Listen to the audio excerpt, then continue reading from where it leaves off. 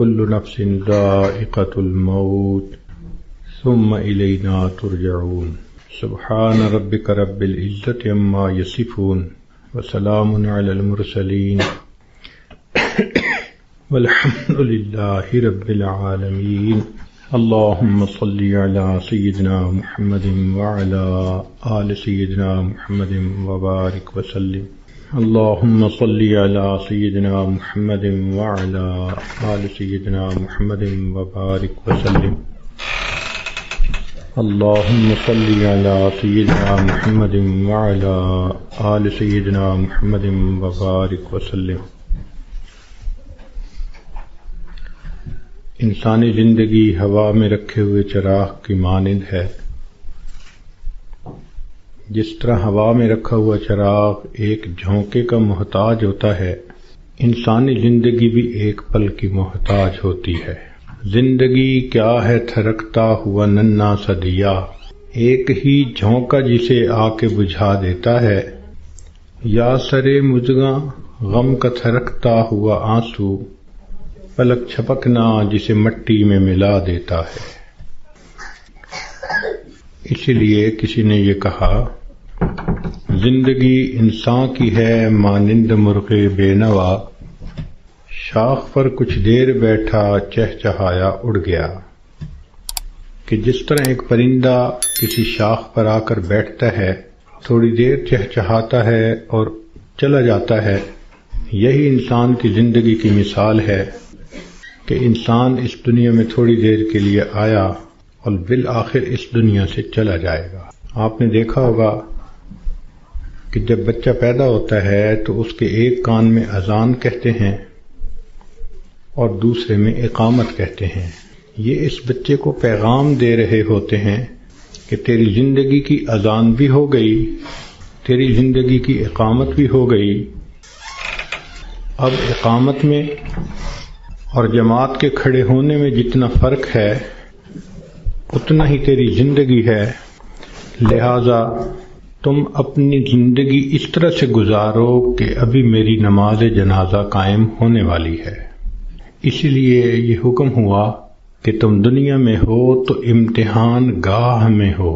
یہ دنیا سیرگاہ نہیں، تماشا گاہ نہیں، آرام گاہ نہیں، یہ امتحان گاہ ہے۔ افسوس کہ ہم نے اس کو چراگاہ بنا لیا۔ اللہ رب العزت نے مومن کا گھر آخرت میں بنایا ہے، اس کا انحصار انسان کے اعمال پر ہے۔ چنانچہ ہر انسان کا ایک گھر جنت میں بنتا ہے، ایک جہنم میں۔ جب موت کا وقت آتا ہے تو اگر وہ جنتی آدمی ہے تو اس کو اس کا جنت کا گھر دکھایا جاتا ہے، اس کے دل خوش ہوتا ہے اس کو دیکھ کے، اور اسی خوشی کے عالم میں اس کی روح کو قبض کر لیا جاتا ہے۔ اور برا انسان جب موت کے قریب پہنچتا ہے تو اس کو جہنم میں اس کا گھر دکھایا جاتا ہے، جس کی وجہ سے اس پر ایک خوف طاری ہوتا ہے، اور اسی خوف کی حالت میں اس بندے کی روح کو قبض کر لیا جاتا ہے۔ یہ بات ذہن میں رکھیے کہ دنیا مٹی گارے سے بنی اور فنا ہونے والی ہے، اور جنت سونے اور چاندی سے بنی اور ہمیشہ باقی رہنے والی ہے۔ ایک بزرگ فرمایا کرتے تھے کہ اے دوست، جتنا دنیا میں رہنا ہے اتنا دنیا کے لیے کوشش کر لے، اور جتنا آخرت میں رہنا ہے اتنا آخرت کے لیے کوشش کر لے۔ ہماری دنیا کی زندگی تو ہے 150 سال، اور آخرت کی زندگی ہمیشہ ہمیشہ۔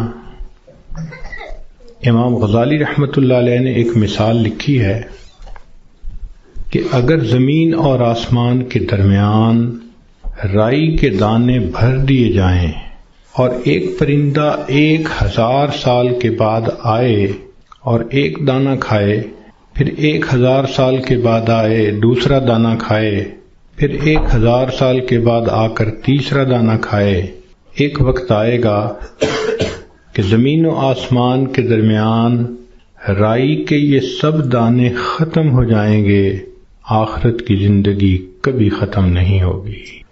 جب ہم نے اتنا وہاں جا کر رہنا ہے تو ہم سوچیں کہ ہمارے دن کی ترتیب کیا ہے، ہم تو اپنے 24 گھنٹے کا سکیجول ایسے بناتے ہیں کہ جیسے دنیا ہی میں رہنا ہے، اور آخرت کی تیاری کے لیے تو وقت ہی نہیں نکالتے۔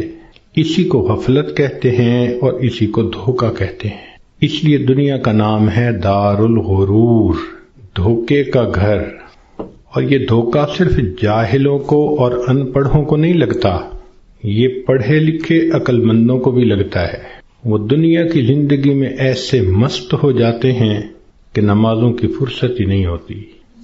غور کریں تو آج کا ہر انسان اپنی جنت سجانے میں لگا ہوا ہے۔ میرا گھر ایسے ہو، میرا بزنس ایسے ہو، بیوی ایسی ہو، بچے ایسے ہوں، گاڑی ایسی ہو۔ ہر بندہ اپنے ذہن کے اندر ایک جنت سجا کر اس کو بنانے میں لگا ہوتا ہے، اور اس کو یہ نہیں پتا کہ اللہ نے تو جنت آخرت میں سجائی ہے، دنیا میں تو ہم تیاری کے لیے تھے۔ اس کا اندازہ آپ کو اس بات سے ہوگا کہ آج ہر بندے کو یہ فکر ہوتی ہے کہ میرے بعد میرے بچوں کا کیا ہوگا۔ جس عورت کو دیکھ لو، جس مرد کو دیکھ لو، اس کے ذہن میں یہی فکر کہ میرے بعد میرے بچوں کا کیا ہوگا۔ کبھی ہم نے یہ بھی سوچا کہ بچوں کے مرنے کے بعد بچوں کا کیا ہوگا؟ تو ہماری سوچ تو ہے ہی دنیا کی۔ اسی لیے جب مرنے والا دنیا سے جاتا ہے تو اس پہ کوئی نہیں رو رہا ہوتا۔ کہتے ہیں کہ ایک نوجوان نیک آدمی تھا، وفات کے قریب گھر کے سارے لوگ رونے لگے۔ اس نے والد سے کہا کہ ابو کیوں روتے ہیں؟ اس نے کہا میرا جوان بیٹا فوت ہو رہا ہے، اب میرا سہارا کون بنے گا؟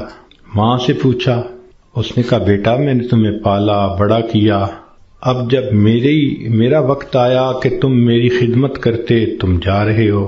بیوی سے پوچھا، اس نے کہا کہ آپ میرے خامد ہیں، آپ فوت ہو گئے تو میری زندگی میں تو اندھیرا ہو جائے گا۔ بچوں سے پوچھا، انہوں نے کہا کہ ہمارے سر کا سایہ ہیں اور ہمارا سایہ ختم ہو گیا۔ اس نے کہا کہ اس کا مطلب یہ ہے کہ تم سب کے سب اپنے لیے رو رہے ہو، میرے لیے تو تم میں سے کوئی نہیں رو رہا۔ تو رونے والے بھی اپنے لیے روتے ہیں، مرنے والے کے لیے کون روتا ہے؟ الا ماشاء اللہ۔ اس لیے آج وقت ہے تیاری کرنے کا۔ جیسے سکول میں امتحان ہوتا ہے، ایک اے پیپر ہوتا ہے، ایک بی پیپر ہوتا ہے، دونوں میں پاس ہو جائیں تو بس اگلی کلاس میں چلے جاتے ہیں۔ یہی ہمارا حال کہ دنیا کی زندگی میں ہمیں تیاری کا حکم دیا گیا۔ قبر میں جائیں گے تو اے پیپر ہوگا اور اس میں 3 کوسچن پوچھے جائیں گے، تیرا رب کون ہے، تیرے نبی علیہ السلام کون ہے، تیرا دین کون سا ہے۔ اور جب انسان قیامت کے دن اٹھے گا تو پھر اس کا بی پیپر لیا جائے گا، اور بی پیپر کے اندر 4 کوسچن ہوں گے۔ تم نے زندگی کیسے گزاری، جوانی کیسے گزاری، کدھر سے کمایا، کہاں پہ خرچ کیا، اور تم نے اپنے علم پہ کتنا عمل کیا۔ جو اے پیپر بی پیپر دونوں میں کامیاب، اس کو اللہ رب العزت پھر جنت کا گھر عطا فرما دیں گے۔ مگر اس کا یہ مقصد نہیں کہ جی ہمیں تو ان سوالوں کے جوابات کا پتہ ہے تو ہم موت کے وقت جواب دے لیں گے، ایسا نہیں ہوگا۔ جیسے زندگی گزری ہوگی ویسا انسان قبر میں جواب دے سکے گا۔ جس نے دنیا میں نمازیں نہ پڑھیں، جو بے پردہ پھرتی رہی، جس نے غیبت کی، لوگوں کے دل دکھائے، اللہ کی بندیوں کے لیے جو وبال جان بن کر پھرتی رہی، جب یہ قبر میں جائے گی تو یہ نہیں کہہ سکے گی کہ میرا دین اسلام ہے، اس کا تو طرز زندگی ہی اور تھا، تو اسلام کا نام کیسے لے سکے گی؟ جو بے پردہ پھرتی ہے وہ کیسے کہہ سکے گی کہ میں نبی علیہ الصلوۃ والسلام کو اپنا نبی مانتی ہوں، ان کی تعلیمات کو اپنایا نہیں، ان کی سنتوں کی دھیان نہیں دیا، تو کیسے جواب دے سکیں گے؟ تو اس لیے کتنے لوگ ہوتے ہیں جو موت کے وقت کلمہ پڑھنا چاہتے ہیں، پڑھ نہیں پاتے۔ چنانچہ ایک ڈاکٹر ہیں، ڈاکٹر نور محمد صاحب، ملتان کے ہیں، انہوں نے زندگی کے 35 سال ایمرجنسی وارڈ کے اندر ڈیوٹی کی۔ انہوں نے موت کے اوپر ایک کتاب لکھی ہے، اس میں وہ لکھتے ہیں کہ ایمرجنسی وارڈ میں تو لوگ آتے ہیں جو آخری لمحوں پر ہوتے ہیں اور بہت سارے فوت بھی ہو جاتے ہیں. تو جب بھی کوئی ایسا بندہ میرے سامنے آتا میں اسے کلمہ پڑھنے کی تلقین کرتا. وہ کہتے ہیں کہ میرا تجربہ یہ ہے کہ 100 میں سے 95 بندوں کو کلمہ پڑھنا نصیب نہیں ہوتا. تو ان سے پوچھا گیا کہ کیسے؟ وہ کہنے لگے کہ پہلے تو مجھے سمجھ نہیں لگتی تھی کہ یہ کیوں نہیں اونچا کلمہ پڑھتے جبکہ میں ان کو پڑھا بھی رہا ہوں. پھر ایک بندے کو میں نے کہا کہ تمہیں ہارٹ پرابلم ہے، ہارٹ اٹیک ہے، تو میں تم سے پوچھوں گا کہ تم کلمہ پڑھو، اور اگر تم نہ پڑھ سکو گے تو میں پوچھوں گا کہ تم پڑھنا چاہتے ہو، پڑھ نہیں پا رہے؟ اس نے کہا بہت اچھا، میں جواب دوں گا. جب اس کی آخری کیفیت آئی تو میں نے اس سے پوچھا تو اس نے اشارے سے بتایا کہ میری زبان پہ فالج پڑ گیا ہے، اب میں بولنا بھی چاہتا ہوں، میری زبان بولتی نہیں. آج اللہ نے زبان کا کنٹرول ہمیں دیا، ہم چاہیں تو ایک دن میں ہزاروں دفعہ کلمہ پڑھ سکتے ہیں، لیکن جس عورت نے جیتے جاگتے کلمہ پڑھا ہی نہ، دن گزر گئے، ہفتے گزر گئے، مہینے گزر گئے، زبان پہ کلمے کا ورد جاری ہی نہیں ہوتا، دنیا کی باتیں، دنیا کے فیشن، تو موت کے وقت اچانک کلمہ کیسے جاری ہو جائے گا؟ اس لیے اس سے پہلے کہ لوگ ہمیں کلمہ پڑھائیں ہم اپنے اختیار سے کلمہ پڑھنے کی مشق کر لیں. تو دنیا کی زندگی میں ہم آئے ہیں آخرت کی تیاری کرنے کے لیے. ہماری مثال ایسی ہے کہ جیسے ایک آدمی کا ویزا لگ چکا ہو اور وہ بورڈنگ پاس لے کر لاؤنج کے اندر پہنچ گیا ہو اور اپنی فلائٹ کے اناؤنس ہونے کا انتظار کر رہا ہو. ہم نے دیکھا کہ لاؤنج میں لوگ بیٹھے ہوتے ہیں، ایک فلائٹ اناؤنس ہوتی ہے، کچھ اٹھ کے چلے جاتے ہیں، پھر دوسری اناؤنس ہوتی ہے اور اٹھ کے چلے جاتے ہیں، نئے آتے رہتے ہیں اور یہ اٹھ کے جاتے رہتے ہیں. بالکل زندگی کا یہی معاملہ، نئے بچے پیدا ہوتے رہتے ہیں اور جو پہلے سے موجود ہیں وہ اس دنیا سے رخصت ہوتے رہتے ہیں. ہم سب کا موت کا ویزا لگ چکا، ہم لاؤنج میں ہیں، کب ہماری فلائٹ ہے یہ بھی ہمیں پتہ نہیں. نبی علیہ الصلوۃ والسلام نے ارشاد فرمایا میری امت کی عمریں بین 70 و 60، 60 اور 70 کے درمیان ہوں گی. یعنی ایسا بھی ہوگا کہ کسی کی عمر 100 سال یا اس سے زیادہ، اور ایسا بھی ہوگا کہ کوئی پیدا ہوتے ہی بچہ مر جائے گا. تو جب اوسط نکالیں گے تو گراس ایوریج اس امت کی 60 سے 70 سال بنے گی. اب جن لوگوں کی زندگی ہے ہی 60 سے 70 سال، تو جو عورتیں 40 سے اوپر پہنچ گئیں وہ اپنی زندگی کے ظہر اثر کا وقت گزار رہی ہیں، اور ظہر اثر کے بعد پھر مغرب ہوتے ہوئے دیر نہیں لگا کرتی. ہم نے خود تجربہ کیا ہے کہ کئی کام اکٹھے ہوتے ہیں تو سوچتے ہیں کہ ہم چھٹی کے دن کریں گے، اور چھٹی کے دن جب صبح ہوتی ہے تو دل میں بڑا مان ہوتا ہے، لمبا دن پڑا ہے، کوئی بات نہیں. لیکن کام کرتے کرتے جب ظہر گزر جاتی ہے تو پھر بندے کو پینک کنڈیشن ہونی شروع ہو جاتی ہے. وہی بندہ جو تسلی میں تھا کہ لمبا دن پڑا ہے اب ہاتھ پاؤں پھول رہے ہوتے ہیں اور وہ کہتا ہے جی دن تو نکل گیا، جلدی سے کام سمیٹو. تو جو 40-50 سے اوپر کی زندگی گزار رہی ہیں اب وہ ظہر عصر کے وقت میں پہنچ گئیں، مغرب ہونے میں دیر نہیں لگا کر. اس لیے بہتر ہے کہ ہم موت سے پہلے موت کی تیاری کر لیں. اللہ رب العزت چاہتے ہیں تو بندے کو ڈاکٹر کے قدموں میں موت دے دیتے ہیں، اور اگر چاہتے ہیں تو بندے کے نام مردوں کی فہرست سے نکلوا دیتے ہیں. ہمارے ایک ڈاکٹر صاحب دوست تھے، وہ ایک ہاسپٹل کے ڈائریکٹر تھے، بڑے تھے، 300 بیڈ کا ہاسپٹل تھا. تو کہنے لگے کہ ایک مرتبہ میرے پاس لسٹ آئی ان مریضوں کی جو فوت ہو گئے، تو روزانہ میں سائن کرتا تھا تو وہ ڈیڈ باڈیز وارثوں کے حوالے کر دی جاتی تھی.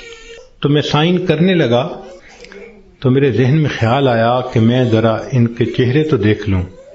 کہنے لگا میں نے چہرے جو دیکھے تو ایک بوڑھا آدمی تھا، ایسے ہی میرے ذہن میں گیا کہ کہیں اس کو فٹ کا دورہ تو نہیں پڑا، تو میں نے ٹیکا منگوایا اور انجیکشن اس کو لگا دیا۔ اللہ کی شان، وہ اٹھ کے بیٹھ گیا۔ مردوں کی فہرست میں اس کا نام لکھا جا چکا ہے۔ اللہ تعالیٰ چاہتے ہیں تو فہرست سے نام نکلوا دیتے ہیں۔ اور ایک اور ڈاکٹر صاحب کے بارے میں ہم جانتے ہیں کہ وہ اتنے ہارٹ اسپیشلسٹ ہیں کہ ملک کے صدر وزیر اعظم کے وہ ہارٹ اسپیشلسٹ ہوتے ہیں، VVIPs کے ہارٹ اسپیشلسٹ۔ ایک نوجوان آیا اور آ کے اس نے ان سے چیک اپ کروایا، تو ڈاکٹر صاحب نے پورا چیک اپ کرنے کے بعد ان کو کہا کہ your heart is functioning as good as that of a young man, کہ تمہارا دل تو ایک نوجوان بندے کے دل کی طرح ٹھیک کام کر رہا ہے۔ اس نوجوان نے ان سے اپنی فائل پکڑی اور پیچھے مڑ کر جو قدم اٹھایا وہیں اس کو ہارٹ اٹیک ہوا اور ڈاکٹر کی آنکھوں کے سامنے اس کی جان نکل گئی۔ تو اللہ تعالیٰ چاہتا ہے تو ڈاکٹر کے قدموں میں جان دے دیتا، موت دے دیتا ہے، اور اللہ تعالیٰ چاہتا ہے تو مردوں کی فہرست سے بندے کا نام نکلوا دیتا ہے۔ اور کئی مرتبہ انسان موت سے بھاگ کے جا رہا ہوتا ہے اور حقیقت میں موت کے قریب ہو رہا ہوتا ہے۔ چنانچہ سلیمان علیہ السلام کا دربار ہے، ایک شخص داخل ہوا اور اس نے وہاں بیٹھے ہوئے کسی آدمی کو بڑے غور سے دیکھا، تو جس بندے کو غور سے دیکھا اس پہ بہت خوف طاری ہوا۔ وہ اٹھ کے سلیمان علیہ السلام کے پاس آیا، حضرت مجھ پہ بہت خوف ہے اس شخص کا جس نے مجھے غور سے دیکھا، آپ پلیز ہوا کو حکم دیں مجھے دور فلاں جزیرے کے اندر پہنچا دے۔ تو سلیمان علیہ السلام نے ہوا کو حکم دیا۔ اتنے میں آپ نے اس بندے کو بلایا جس نے گھور کے دیکھا تھا، پوچھا کہ بھئی کون ہو؟ اس نے جواب دیا، جی ملک الموت۔ تم اسے گھور کے کیوں دیکھ رہے تھے؟ تو کہنے لگے کہ میں اس لیے اس کو غور سے دیکھ رہا تھا کہ اس کی روح تو میں نے فلاں جزیرے کے اندر نکالنی ہے اور یہ آپ کے دربار میں یہاں بیٹھا ہوا ہے۔ تو سلیمان علیہ السلام نے بتلایا کہ اس نے مجھ سے خود ریکویسٹ کی کہ مجھے فلاں جزیرے میں پہنچا دیں۔ ملک الموت نے کہا السلام علیکم، میں بھی اسی جزیرے میں جا رہا ہوں اس کی روح کو قبض کرنے کے لیے۔ بنی اسرائیل کے 5-6 آدمی سفر پہ 7 آدمی سفر پہ جا رہے تھے، اچانک بارش شروع ہو گئی، بجلی چمکنے لگ گئی، اتنی خوفناک بجلی چمک رہی تھی کہ ان کو یہ خیال ہوا کہ آج یہ ہم میں سے کسی نہ کسی کو لے کے جائے گی۔ وہ ایک غار کے اندر چھپ گئے، مگر بارش بھی نہ تھمتی تھی اور بجلی چمکنا بھی نہ رکتی تھی۔ تو انہوں نے فیصلہ کیا کہ بھئی ایسے کرو، ایک ایک کر کے باہر نکلو، جس کو بجلی نے جلانا ہوگا وہ جلا دے گی تو باقی تو سکون کا سفر کر سکیں گے۔ چنانچہ ایک نکلا، بجلی چمکی مگر اس کو جلایا نہیں، وہ واپس آ گیا۔ پھر دوسرا نکلا، خیریت سے واپس آ گیا، تیسرا نکلا، چوتھا نکلا، 6 نکلے اور 6 کے 6 کو بجلی نے نہیں جلایا، ایک باقی رہ گیا۔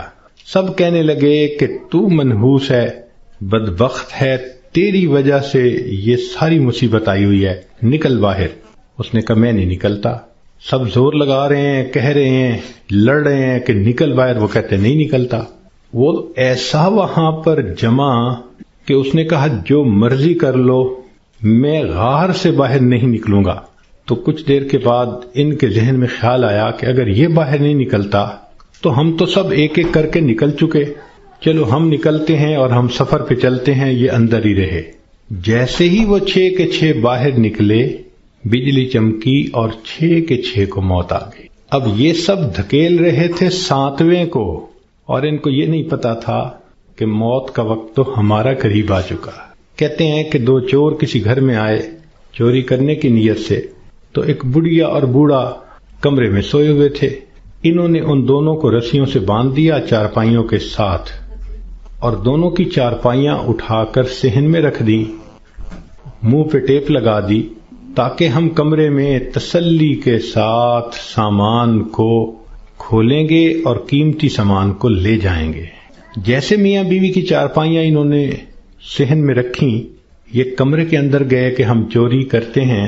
اچانک کمرے کی چھت گری اور یہ دونوں چور دب کر مر گئے۔ محلے والے آ گئے، شور ہوا تھا۔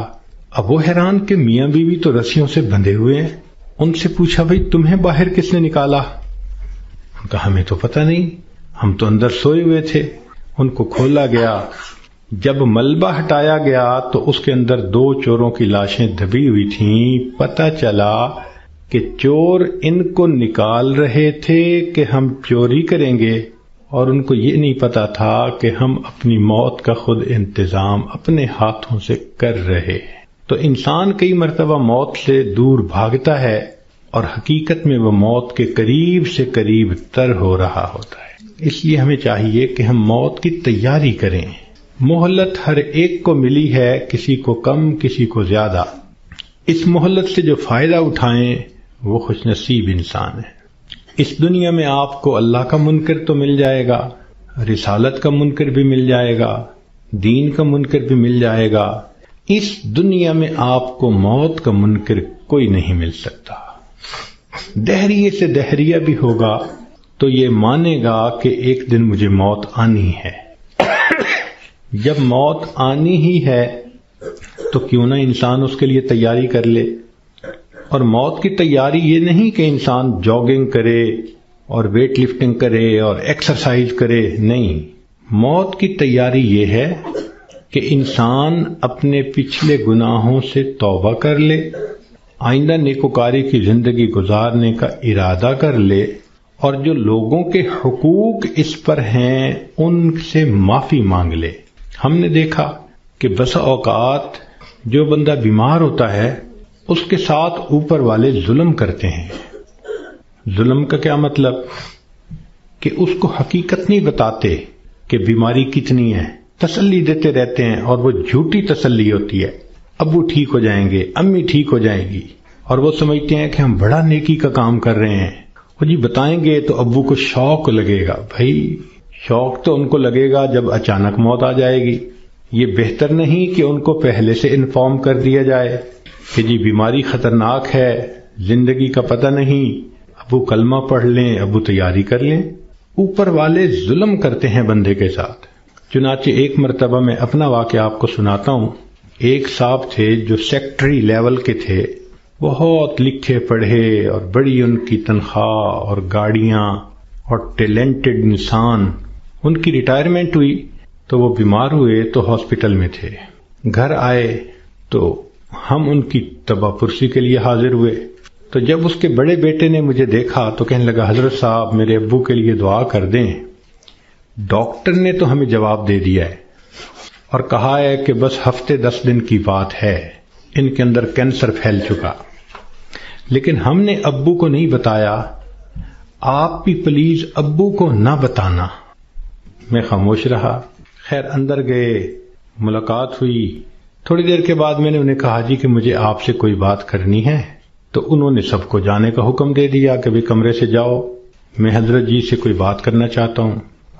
جب وہ اکیلے ہو گئے تو میں نے ان سے بات کی کہ دیکھیں زندگی کا کوئی بھروسہ نہیں، کوئی نہیں جانتا کہ کب موت آئے گی، کیا پتا میری موت پہلے آئے، کیا پتا آپ کی موت پہلے آئے۔ ہم نے آنکھوں سے دیکھا ہے بوڑھا باپ جوان بیٹے کی لاش کو دفن کر رہا ہوتا ہے، اور کئی مرتبہ جوان باپ اپنے نوزائیدہ بچے کی لاش کو دفن کر رہا ہوتا ہے۔ تو یہاں کیا بھروسہ زندگی کا؟ کہنے لگے بالکل صحیح بات ہے۔ میں نے کہا کہ بات یہ ہے کہ آپ کی جو رپورٹیں ہیں ان سے پتہ چلتا ہے کہ آپ کے اندر کینسر بہت پھیل چکا، اور ڈاکٹروں نے ہفتہ 10 دن کا وقت دیا ہے، تو بہتر یہ ہے کہ آپ تیاری کر لیں۔ یہ بات سنتے ہی اس کی آنکھوں میں چمک آ گئی، اور وہ مجھے کہنے لگا کہ حضرت صاحب آپ نے سچ کہا، یہ سارے لوگ مجھے جھوٹی تسلیاں دے رہے تھے، مجھے کنفیوز کر رہے تھے۔ میرا دل کہتا تھا کہ میری بیماری خطرناک ہے، اور یہ اوپر والے کہتے تھے، رپورٹ بھی نہیں دکھاتے تھے، کہتے تھے بس ٹھیک ہو جائے گا، آپ فوراً ٹھیک ہو جائیں گے۔ تو اللہ آپ کا بھلا کرے، آپ نے مجھے بتا دیا۔ میں نے تو اب اپنے پوتے پوتیوں کو، نواسے نواسیوں کو دیکھ لیا، کتنا بندے نے رہنا ہوتا ہے، تو چلو مجھے اندازہ تو ہو گیا۔ اب یہ کہہ کر انہوں نے دروازہ کھلوایا، جب بیٹا آیا اور اس کو پتہ چلا کہ حضرت صاحب نے تو بتا دیا میرے ابو کو، تو وہ میری طرف دیکھنے لگے۔ میں نے ان کو کہا کہ بچے غصہ نہ کرو، میں نے تمہارے ساتھ بھلا کیا ہے۔ اللہ کے اس بندے نے سارے گھر والوں کو بلایا اور ان کو کہا کہ دیکھو بھئی، میری بیماری کی یہ حالت ہے کہ میرے پاس صرف 6-7 دن ہیں۔ اب ایسے کرو کہ جو میری زمینیں تھیں، جائیدادیں تھیں، مکان تھے اور وہ میرے نام تھے، سارے نکالو۔ میں اپنی وراثت کو بچے اور بچیوں میں شریعت کے مطابق تقسیم کرتا ہوں تاکہ میرے بعد جھگڑے نہ ہوں۔ لو جی، 2 دن میں انہوں نے سب جائیدادوں کا بچوں کے نام انتقال کروا دیا تاکہ بچوں کے جھگڑے نہ ہوں آپس میں۔ پھر اس کے بعد انہوں نے کہا کہ میرا جی چاہتا ہے کہ میرے بچوں کے آپس میں رشتے ہوں، تو کچھ رشتے تھے جو انہوں نے پرپوز کیے اور ان کی وجہ سے انہوں نے آپس میں ہاں بھی کر لی۔ پھر تیسرا کام انہوں نے یہ کیا کہ کچھ رشتے داروں کی آپس میں ناراضگیاں تھیں، ان کو بلایا اور کہا کہ دیکھو بھئی، میں مہمان ہوں، میرے دل کی تمنا ہے کہ میں تمہیں آپس میں ایک دوسرے سے سلو کرتا ہوا دیکھوں۔ چنانچہ 15 20 سال سے جو ایک دوسرے سے رشتہ دار نہیں بولتے تھے، گھر آنا جانا نہیں تھا، انہوں نے ان سب میں سلو کروا دی۔ پوری برادری اتنی خوش تھی ان تمام باتوں پہ کہ جی اس بندے نے اتنا اچھا کام کر دیا، یہ ہماری برادری کا بڑا تھا، سب میں جوڑ پیدا کر دیا۔ پھر اللہ کی شان، 1 ہفتے کے بعد اس کو موت آ گئی۔ اب اس کا بیٹا جب کبھی ملتا ہے کہتا ہے حضرت جو احسان آپ نے ہم پہ کیا ہم اس کا بدلہ نہیں چکا سکتے۔ تو کیا ضرورت ہے بیمار آدمی سے چھپانے کی جبکہ اس کی بیماری اتنی خطرناک سٹیج تک پہنچ چکی ہو؟ ہم مسلمان ہیں، یقین ہے کہ ہم نے جانا ہے، تو اس بندے کو غفلت میں موت آئی اور وہ کلمہ بھی نہ پڑھ سکا تو پھر اس کو دکھ ہوگا نا، بتانے سے تو دکھ نہیں ہوتا۔ تو اس لیے شریعت نے کہا کہ جب کسی کو موت آنے لگے تو اس کو کلمے کی تلقین کیا کرو۔ ہم نے یہ دیکھا ہے کہ ادھر بندے کے آخری لمحہ ہوتا ہے اور ادھر بیوی جو ہے آگے بڑھتی ہے اور بیٹی کو کرتی ہے، آپ نے پہچانا اسے، یہ کون ہے؟ یہ دیکھو یہ تسنیم آئی ہے، یہ دیکھو یہ پروین آئی ہے۔ حالانکہ وہ لمحہ اس بندے کے لیے اللہ کے ذکر کا وقت ہوتا ہے، یکسوئی کا وقت ہوتا ہے۔ تو یہ مسئلہ سمجھ لیں کہ جب کسی مریض یا مریضہ کو دیکھیں کہ اب آخری لمحے ہیں، مت تعارف کریں اور کروائیں۔ ساری زندگی اس کو تعارف ہوتا رہا، اب تو رب سے تعارف ہونے کا وقت ہے۔ اب کیوں اس کو غافل کرتے ہیں؟ کیوں اس کی توجہ کو ہٹاتے ہیں؟ کہتے ہیں کہ ایک بزرگ تھے، 3 سال کی بیٹی تھی، حفصہ اس کا نام تھا۔ ایک دن ان کے اوپر ہارٹ اٹیک ہوا اور وہ اسی کنڈیشن میں آنکھیں بند کر کے اللہ سے لو لگا کے پڑے ہوئے تھے۔ وہ حفصہ آئی اور دستور کے مطابق چارپائی پر چڑھی، ان کے سینے کے اوپر لیٹ گئی اور ان کی آنکھیں کھولنے لگی، باتیں کرنے لگی۔ وہ خاموش رہے تو حفصہ کہنے لگی ابو آپ مجھ سے بات نہیں کرتے، لو میں بھی آپ سے بات نہیں کرتی، میں نے آپ سے کاٹی کر دی۔ یہ کہہ کے وہ بچی دوسرے کمرے میں چلی گئی اور وہاں جا کے اس نے رونا شروع کر دیا۔ ماں نے دیکھا بیٹی رو رہی ہے تو وہ آئی، بیٹی کیوں رو رہی ہو؟ اس نے کہا ابو مجھ سے نہیں بولتے، میں ابو سے نہیں بولتی۔ تو ماں اپنی بیٹی کو اٹھا کے لائی اور ان کے پاس آ کر کہنے لگی دیکھیں نا آپ حفصہ سے نہیں بول رہے، یہ آپ سے ناراض ہو گئی ہے، آپ حفصہ کو منا لیں۔ تو جب اس نے یہ بات کہی نا کہ آپ حفصہ کو منا لیں تو ان بزرگوں نے آنکھ کھولی، فرمانے لگے کون سی حفصہ اور کیسی حفصہ، ہم نے تو اپنے یار کو منا لیا، لا الہ الا اللہ محمد الرسول اللہ، اور ان کی روح پرواز کر گئی۔ تو آخری وقت میں تو یہ حفصاؤں کو پیچھے رکھیں، اس کو کلمہ یاد دلائیں، اس کا آخری لمحہ ہوتا ہے۔ زندگی میں تھوڑی محبتیں اس نے دکھائیں اور محبتیں کیں، آخری وقت میں تو بندے پہ ظلم ہو رہا ہوتا ہے کہ اس کی توجہ اللہ کی طرف سے ہٹا کے دنیا کی طرف لگا رہے ہوتے ہیں۔ تو یہ ذہن میں رکھیں کہ جب کسی کو دیکھیں کہ اب آخری لمحہ ہے تو بس کلمہ پڑھیں اس کے سامنے، ذرا مناسب آواز سے لا الہ الا اللہ پڑھیں تاکہ اس کو کلمہ یاد آ جائے اور اللہ اس کو پڑھنے کی توفیق عطا فرمائے۔ اور یہ بھی ذہن میں رکھیں کہ ایک غلطی اور بھی ہوتی ہے کہ جب کسی کا آخری وقت قریب آتا ہے نا، اللہ ان ڈاکٹروں کو ہدایت دے، یہ اس کو نشے کا ٹیکہ لگا دیتے ہیں اور اپنے ذہن میں سوچتے ہیں کہ اس کو تکلیف نہیں ہوگی۔ او اللہ کے بندے، تم نے نشے کا ٹیکہ لگا دیا، یہ کلمہ کیسے پڑھ سکے گا؟ ساری زندگی جس کی تمنا رہی کہ میں آخری وقت میں کلمہ پڑھ کے جاؤں، تم اس کو بے ہوش کر دو گے تو اس نعمت سے محروم کر دو گے۔ اس لیے جب آپ دیکھیں کہ اب آخری وقت ہے تو ڈاکٹروں کو منع کر دیں، ہاسپٹل میں ہوں، گھر میں ہوں، ڈاکٹر کو سختی سے کہیں کہ ڈاکٹر صاحب اس وقت آپ نے نشے کا ٹیکہ نہیں لگانا، تاکہ ہوش کے ساتھ یہ کلمہ پڑھ کے ایمان کے ساتھ دنیا سے رخصت ہو۔ اس وقت کی جو تکلیف ہوتی ہے وہ تو گناہوں کی معافی ہو جاتی ہے۔ تو یہ بھی غلطی ہو جاتی ہے، اس کا بھی بڑا خیال رکھیں۔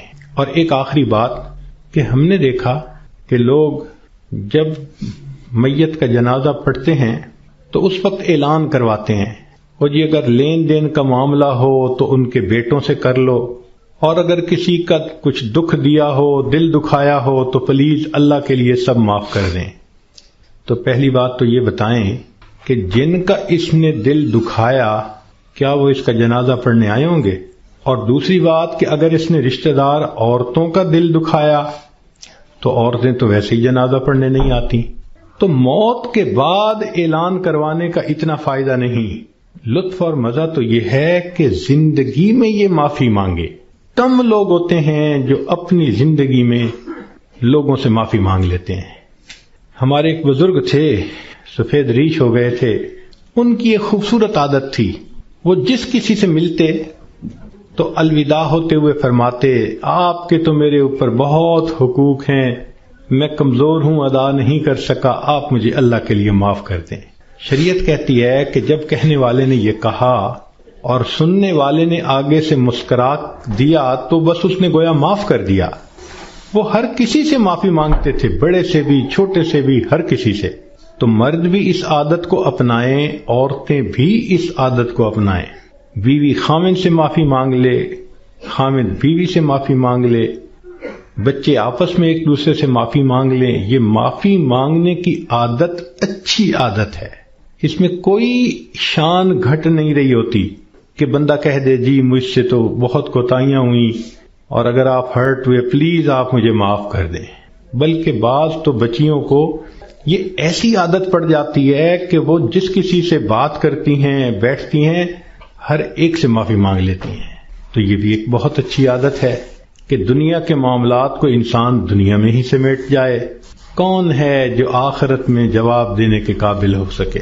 تو آج وقت ہے تیاری کرنے کا، اور اس کو کہتے ہیں موت کی تیاری، کہ انسان گناہوں کو چھوڑے، نیکیوں کو اپنائے، زندگی شریعت کے مطابق بنائے، جتنے دل لوگوں کے حقوق میں کوتاہی کی، غیبت کی، دکھ دیا، ان سب سے معافی مانگ لے۔ جس بندے نے ایسا کر لیا اور اپنی توجہ کو اللہ کی طرف کر لیا، اس نے گویا اپنی موت کی تیاری کر لی۔ اب جب موت آئے گی اس کے لیے خوشیوں کے دروازے کھلتے چلے جائیں گے۔ تو ہمیں چاہیے کہ ہم موت کے لیے تیار رہیں۔ ہمیں نہیں معلوم کہ ہمیں کس حال میں موت آئے گی۔ میں اپنی بات کو ذرا سمیٹنا چاہ رہا ہوں، امید ہے کہ آپ توجہ سے بات سنیں گی کہ ایک شخص کو دشمنوں نے قتل کیا اور نہر میں پھینک دیا، اور اس کی لاش پانی کے اندر کئی دن ڈوبی رہی۔ جب وہ اوپر آئی سطح پر تو اتنی پھول گئی تھی کہ بندے کی پہچان ممکن ہی نہیں تھی، شکل ہی بدل گئی تھی۔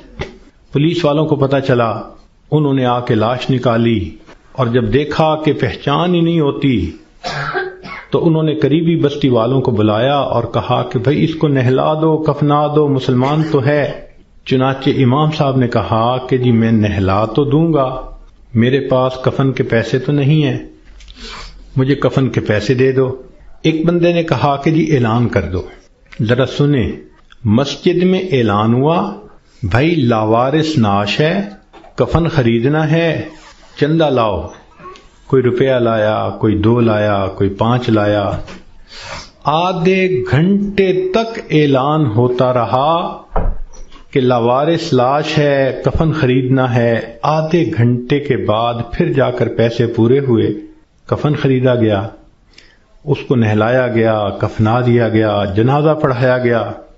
جنازہ پڑھتے ہوئے ایک آدمی کی آنکھ میں بھی آنسو نہیں تھے، اس لیے کہ کوئی جانتا ہی نہیں تھا یہ کون ہے۔ جب اس کو دفن کیا گیا تو 3 مہینے کے بعد کیس کی حقیقت کھلی، تب پتہ چلا کہ وہ سرگودا کے علاقے کا ایک ذمہ دار تھا۔ 4 مربع اس کے باغات تھے، کروڑوں کی سالانہ آمدنی تھی، کوئی 6 کروڑ روپیہ اس کے بینک بیلنس کے طور پہ موجود تھا، اور اس کے 4 جوان العمر بیٹے تھے۔ اس لینڈ لارڈ نے کبھی سوچا بھی نہیں ہوگا کہ میں کروڑوں پتی بندھا، جب دنیا سے جانے لگوں گا تو چندے کا کفن لے کے جاؤں گا۔ اس کو کہتے ہیں وارث مان نہ کری وارثاں دا، رب بے وارثا کر مار دئی، کہ وارث تم اپنے وارثوں کا مان نہ کرنا، اللہ بندے کو لاوارث کر کے مار دیتے ہیں۔ ہمیں کیا پتا کس حال میں موت آئے گی، آج وقت ہے اس موت کی تیاری کرنے کا۔ اس لیے امام غزالی رحمۃ اللہ علیہ فرماتے ہیں، اے دوست تجھے کیا معلوم کہ بازار میں وہ کپڑا پہنچ چکا ہو جسے تیرا کفن بننا ہے، ہم نہیں جانتے کب ہمارا کفن بازار میں آ جائے گا۔ لوگ یعنی شادی اور بیاہ میں مشغول ہوتے ہیں اور ان کو نہیں پتا ہوتا ان کے کفن کا کپڑا پہنچ چکا ہوتا ہے۔ اس لیے چاہیے کہ ہم موت کی تیاری کریں، نیکی کریں، جھوٹ کی زندگی سے بچیں، سچ کی زندگی کو اختیار کریں، نبی علیہ السلام کی ایک ایک سنت کو اپنائیں تاکہ موت کے لیے ہم بھی تیار رہیں۔ کیا معلوم کب جانا پڑ جائے۔ ہمارا حال تو وہی ہے کہ بارات پہنچ گئی تھی اور لڑکی والے لڑکی کے کان سلوانے گئے ہوئے تھے کہ جی ہم نے کانوں میں بالیاں ڈالنی ہیں۔ جیسے اس لڑکی والوں کو شرمندگی ہوئی، وہی حال ہمارا ہے کہ ملک الموت پہنچ جائیں گے اور ہم نے ابھی تیاری ہی نہیں کی ہوگی۔ ہم نے کتنی بار آنکھوں سے دیکھا جوان العمر بیٹا چارپائی کے اوپر لیٹا ہوا ہوتا ہے، ماں آگے بڑھتی ہے، بیٹے تجھے کیا ہوا، مجھے بتاؤ تو صحیح۔ بیٹا خاموش ہوتا ہے، ماں رو کر کہتی ہے بیٹے تم تو میری ہر بات پہ لبیک کہا کرتے تھے، تم میرے اتنے فرما بردار بیٹے تھے، کیا ہوا؟ بیٹا اپنی اماں سے نہیں روٹھا کرتے، نہیں خفا ہوتے، بتاؤ تمہیں کیا ہوا؟ بچہ خاموش ہوتا ہے، بالآخر بیوی آگے بڑھتی ہے، میرے سرتاج، میرے ہمراز، مجھے تو بتائیے کیا ہوا؟ اگر آپ میری کسی بات پہ خفا ہیں میں آپ سے سوری کر لیتی ہوں، معافی مانگ لیتی ہوں، مجھے بتائیں کیا ہوا؟ نوجوان خاموش ہوتا ہے، بہن آگے بڑھتی ہے، میرے ویر مجھے بتائیں تو صحیح کیا ہوا؟ خاموش ہوتا ہے، بہن کہتی ہے کہ مجھے بتائیں، میں ابھی ڈاکٹر کو بلواتی ہوں، مگر جوان کوئی جواب نہیں دیتا۔ بیٹی آگے بڑھتی ہے، ابو مجھے بتائیں تو صحیح کیا ہوا؟ ابو میں آپ کی بیٹی ہوں، میں آپ کی خدمت کے لیے 24 گھنٹے حاضر ہوں، کچھ کھانا ہے یا پینا ہے مجھے بتائیے، کوئی کام ہے مجھے بتا دیجئے، ابو مجھے بتائیں تو صحیح کیا ہوا؟ باپ خاموش ہوتا ہے، بیٹی روتی رہ جاتی ہے، ماں پھر آگے بڑھتی ہے، بیٹے میں نے کال کر دی ہے، ابھی ڈاکٹر کو بلواؤں گی، تمہارا علاج کرواؤں گی۔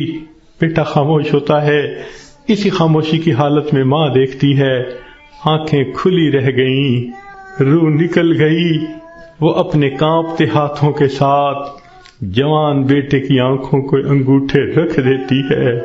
اس ماں نے کبھی سوچا بھی نہ تھا میں بڑھاپے میں جوان بیٹے کی آنکھیں بند کروں گی۔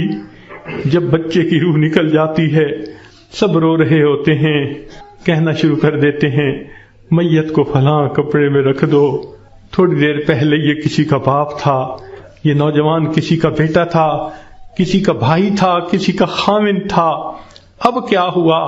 سب نے اس کو میت میت کہنا شروع کر دیا۔ تو جواب ملے گا اصلی انسان تو چلا گیا، یہ اس کا جسم باقی ہے، اس کو بھی ہم اس کے اصلی گھر پہنچائیں گے۔ چنانچہ اس کو نہلا دیا جاتا ہے، کفنا دیا جاتا ہے اور جنازے کا اعلان کر دیا جاتا ہے۔ اس کو لینے کے لیے کئی رشتہ دار کمرے کے اندر آ جاتے ہیں، بھئی تم کیوں آئے ہو؟ ہم اس کو اس کے اصلی گھر پہنچانے کے لیے۔ بھئی یہ گھر بھی تو اسی کا تھا، اسی نے پلاٹ خریدا، اسی نے نقشے بنوائے، اسی نے کمرہ بنوایا، اسی نے یہ مکان بنوایا، ماربل لگوایا، کہاں کہاں سے فرنیچر ڈھونڈا، کہاں کہاں سے بجلی کی فٹنگ خرید کے لایا، ابھی تو دیواریں بھی میلی نہیں ہوئی، تم اس کو لینے آ گئے ہو۔ سب کہیں گے یہ تو عارضی گھر تھا، اصلی گھر تو آگے ہے، 2 گز زمین کا ٹکڑا، چھوٹا سا تیرا گھر ہے۔ سب اس کو کندھوں پہ اٹھا لیتے ہیں، رشتہ دار جمع ہیں، سب قبرستان تک پہنچ جاتے ہیں، جنازہ پڑھتے ہیں، پھر قبر میں اتارنے کا وقت آتا ہے۔ شریعت کا یہ حکم ہے کہ جو قریب ترین رشتہ دار ہو وہ قبر میں اتارے۔ ہم نے اپنی آنکھوں سے یہ منظر دیکھے، جوان بیٹے کو باپ قبر میں اتار رہا ہوتا ہے، بھائی کو بھائی قبر میں اتار رہا ہوتا ہے۔ اللہ کی شان، یہ تو شریعت کی مہربانی ہے، اس نے عورتوں کو منع کر دیا کہ تم جنازے میں اور قبرستان میں مت جاؤ۔ اگر کبھی عورتوں کو بھی حکم ہوتا کہ تم جاؤ اور اپنے بیٹے کو دفن کر کے آؤ، مجھے تو لگتا ہے کتنی مائیں ہوتی جو جوان بیٹے کے ساتھ خود بھی دفن ہونا پسند کرتی۔ کیسی عجیب اللہ تعالیٰ نے مردوں کو ہمت دی ہوتی ہے۔ جوان بیٹے کو، جس کے جسم پہ کبھی میلا کپڑا بھی باپ برداشت نہیں کرتا تھا، آج اس کو زمین پہ لٹا دیتا ہے، اپنے ہاتھوں سے مٹی ڈال دیتا ہے، بھائی مٹی ڈالتے ہیں، دوست مٹی ڈالتے ہیں، منو مٹی کے نیچے اس کو دبا کے اللہ کے حوالے کر کے آ جاتے ہیں۔ جب اللہ کے حوالے ہونا ہی ہے، اے انسان تو اپنے آپ کو آج اللہ کے حوالے کر دے۔ اللہ میں اپنے آپ کو آپ کے حوالے کرتی ہوں، جو آپ کا حکم ہوگا میں اس پہ چلوں گی، جو گناہ ہوگا میں اس سے بچوں گی۔ آج حوالے کریں گے تو اس کا فائدہ ہوگا۔ چنانچہ انسان کو بالآخر اللہ کے حضور جانا ہی ہے۔ حضرت علی عنہ فرمایا کرتے تھے، موت کی تکلیف کینچیوں سے کتر دینے سے زیادہ سخت ہوتی ہے، موت کی تکلیف دیگ میں بھون دینے سے زیادہ سخت ہوتی ہے۔ اگر موت کی تکلیف کا اندازہ لگانا ہو تو آپ عورتوں کو تو بہت آسانی سے لگ سکتا ہے۔ کئی مرتبہ آگ پہ کھانا بناتے ہوئے آپ کی انگلی جلی ہوگی، کتنے دن اس کی تکلیف رہتی ہے۔ کیوں کہ جہاں سے انگلی جلی وہاں کے گوشت سے روح سمٹ کر باقی جسم کے اندر آ گئی۔ اگر اتنی تھوڑی سی جگہ سے روح سمٹ گئی، اتنی تکلیف ہے۔ جب پورے جسم سے روح سمیٹ لی جائے گی اس وقت تکلیف کیا ہوگی، ذرا اس کو یاد کر لیجئے۔ آج وقت ہے ہم اس کی تیاری کر لیں، پھر موت کے وقت تکلیف ایسی نہیں ہوگی۔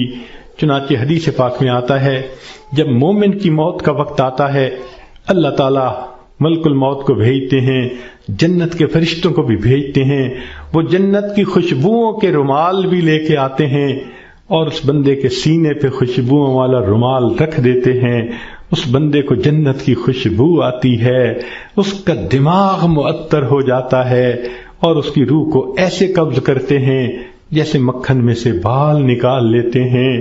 جب اس کی روح کو لے کے چلے جاتے ہیں اللہ تعالیٰ فرشتوں کو حکم فرماتے ہیں، دیکھو یہ میرا نیک بندہ تھا، روح کو قبض کر لیا گیا، اب جدھر سے اس کا جنازہ گزرے گا تم راستے کے دونوں طرف ادب سے کھڑے ہو جاؤ۔ سبحان اللہ، مومن کی کیا شان ہے، جہاں جہاں سے جنازہ گزرتا ہے فرشتے راستے کے دونوں طرف ادب سے کھڑے ہوتے ہیں۔ حدیث پاک میں آتا ہے، جس جگہ یہ بیٹھ کر نماز پڑھتا تھا زمین کا وہ ٹکڑا رو رہا ہوتا ہے، جہاں قرآن پڑھا کرتا تھا زمین کا وہ حصہ رو رہا ہوتا ہے، آسمان کے وہ دروازے روتے ہیں جہاں سے اس کے لیے رزق اتارا جاتا تھا۔ سبحان اللہ، یہ اللہ کے عاشق کی موت ہے۔ اس لیے کہا گیا کہ عاشق کا جنازہ ہے ذرا دھوم سے نکلے، محبوب کی گلیوں سے ذرا گھوم کے نکلے۔ یہ عاشق کا جنازہ جا رہا ہے، پھر اس کو جب دفن کیا جاتا ہے، حدیث پاک میں آتا ہے اللہ تعالیٰ فرشتوں کو فرماتے ہیں یہ میرا بندہ دنیا سے تھکا ماندہ آیا ہے، جاؤ اور اس کو جا کر کہہ دو نم کنومت العروس، دلہن کی نیند سو جا۔ فرشتہ آ کے خوشخبری دے دیتا ہے تم دلہن کی نیند سو جاؤ۔ یہاں محدثین نے نکتہ لکھا، یہ کیوں نہ کہا میٹھی نیند سو جاؤ، آرام کی نیند سو جاؤ، گہری نیند سو جاؤ، یہ کیوں کہا کہ دلہن کی نیند سو جاؤ؟ تو اس کا جواب انہوں نے یہ دیا کہ دلہن جب پہلی رات اپنے کمرے میں جا کر سوتی ہے، اس کو وہی جگاتا ہے جو اس کا خاوند، اس کا محبوب ہوتا ہے۔ یہ مومن آج قبر میں دلہن کی نیند سو رہا ہے، کل قیامت کا دن جب ہوگا اس کو وہی جگائے گا جو اس کا محبوب حقیقی ہوگا۔ چنانچہ مومن قبر سے اٹھے گا، آواز آئے گی یا ایتھا النفس المطمئنہ ارجعی الی ربک راضیۃ مرضیہ فادخلی فی عبادی وادخلی جنتی۔ مومن کی آنکھ کھلے گی، اللہ تعالیٰ مسکرا کر اس کا استقبال کریں گے۔ یہ کیسا خوش نصیب انسان ہے کہ جس نے اچھی زندگی گزاری، آج یہ دنیا سے آخرت کی طرف کامیاب ہو کر چلا گیا۔ اللہ تعالیٰ ہمیں بھی ایسی کامیابی والی زندگی گزارنے کی توفیق عطا فرمائے۔ وآخر دعوانا ان الحمد للہ رب العالمین۔ کچھ مستورات کی طرف سے یہ پیغام تھا، وہ توبہ طائب ہونا چاہتی ہیں، بیعت کرنا چاہتی ہیں، تو دل میں یہ نیت کر لیجئے کہ ہم زندگی کے پچھلے سب گناہوں سے سچی پکی توبہ کر رہی ہیں اور آئندہ نیکوکاری کی زندگی گزارنے کا دل میں ارادہ کر رہی ہیں۔ جیسے نیت ہوتی ہے ویسے مراد مل جاتی ہے۔ نیت کیجئے اللہ ہمیں آئندہ سچی اور سچی زندگی گزارنے کی توفیق عطا فرما۔ الحمدللہ وکفا وسلام علی عبادہ الذین اصطفی، اما بعد۔ یہ کلمات جو میں پڑھوں گا پیچھے پیچھے پڑھتی جائیے۔ بسم اللہ الرحمن الرحیم، لا الہ الا اللہ محمد الرسول اللہ، آمنت باللہ وملائکتہ وکتبہ ورسلہ والیوم الآخر والقدر خیرہ وشرہ من اللہ تعالی والبعث بعد الموت۔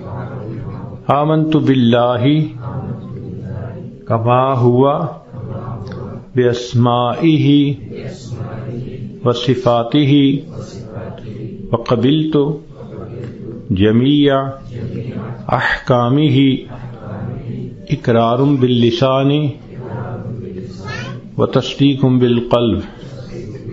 اشہد ان لا الہ الا اللہ واشہد ان محمدا عبدہ ورسولہ۔ استغفر اللہ ربی من کل ذنب واتوب الیہ برحمتک یا ارحم الراحمین۔ بس ان کلمات کو پڑھنے سے اب آپ بیت ہو چکی ہیں۔ چند معمولات ہیں جن کو اگر آپ باقاعدگی سے کریں گی تو اللہ تعالیٰ آپ کے دل کو منور فرما دیں گے۔ ان میں سے پہلی چیز ہے 100 مرتبہ استغفار صبح و شام پڑھنا، استغفر اللہ ربی من کل ذنب واتوب الیہ۔ اور دوسرا ہے 100 مرتبہ درود شریف صبح و شام پڑھنا، اللہم صلی علی سیدنا محمد وعلی آل سیدنا محمد وبارک وسلم۔ تیسرا ہے قرآن مجید کی تلاوت کرنا، ایک پارہ کریں تو بہت اچھا، ورنہ آدھا پارہ صحیح۔ اور چوتھی چیز ہے کہ چلتے پھرتے ہر وقت دل میں اللہ کا دھیان رکھنا۔ اور پانچویں چیز ہے مراقبہ کرنا۔ مراقبے کا طریقہ یہ ہے کہ ساری دنیا کے خیالات سے آپ تھوڑی دیر کے لیے اپنے آپ کو فارغ کر لیں آنکھوں کو بند کر لیں، سر کو جھکا لیں، دنیا اور جو کچھ دنیا میں ہے اس سے ہٹ کٹ کے اللہ رب العزت کی یاد میں ڈوب جائیں اور یہ سوچیں کہ اللہ رب العزت کی رحمت آ رہی ہے، دل میں سما رہی ہے، دل کی ظلمت اور سیاہی دور ہو رہی ہے، اور میرا دل اللہ اللہ اللہ، یہ میرا دل کہہ رہا ہے، دل بول رہا ہے اور میں سن رہی ہوں۔ 10-15 منٹ اس طرح بیٹھنے سے آپ کے دل کے اندر اللہ کی محبت بھرے گی۔ ابھی تھوڑی دیر دعا سے پہلے اس کی مشق کر لیں۔